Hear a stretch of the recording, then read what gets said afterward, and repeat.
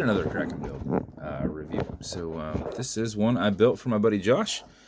He wanted, I did a green one like this not too long ago.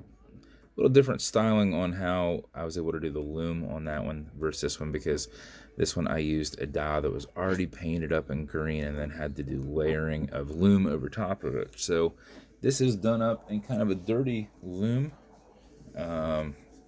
which might be able to see it. It's way better in the, obviously in the dark. But you can kind of see here how this is done up. So it was a custom painted dial that I added lume to and then knocked the lume down in different spots so that that green would shine through, because lume kind of is more of a gray color, at least what I use. But if you go back, I don't know, 15 builds, you're going to see one very similar to this, except it has an 090 case to it. Same sort of aggressive shark tooth, polished bezel with a green minute insert, anchored engraved crown, but it has a different case to it. Did the engineered band with the Kraken logo on there, and low profile exhibition case back, black rotor, and a stainless steel movement holder in there. And then I did silver pointers on this with a silver second hand. So as I was referencing, it's like right now can't really see that lume, but if you get into the dark you would see it just fine, which I don't know if you can still, yeah, you can still see it in there, so unless your eyes would adjust at night. But that is your build, man. Got the bezel on here decently tight. You can turn it left, you can turn it right. These are held on with a tension ring, and I just make them as tight as I possibly can so that they don't actually move too much. Automatic mechanical, so you can wear it.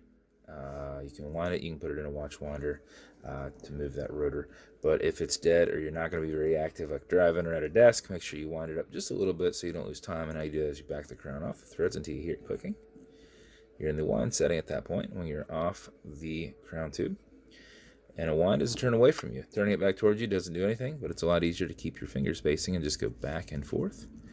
If you do this for 4 or 5 seconds before you put it on, even if you're not very active, you'll keep time. And if you do it for something closer to 20 seconds, you're going to max out that 31 plus hour power reserve on it. You cannot overwind it. When you are good with your wind, pull it to the one and only click, and you can now set your time. It does not have a hacking movement, so it's just going to keep going. You also notice you got a wobble crown that deflects lateral pressure from going into the stem and into the movement, so when you're pushing and prying on it, setting a time, you're not bending that stem. Okay, Google, what time is it? It's 11:27 a.m. It's 11:27 a.m. When you're good, push it back over, take it out of that time setting, and then wind it down. That is the build. As with every build, I include matching beads.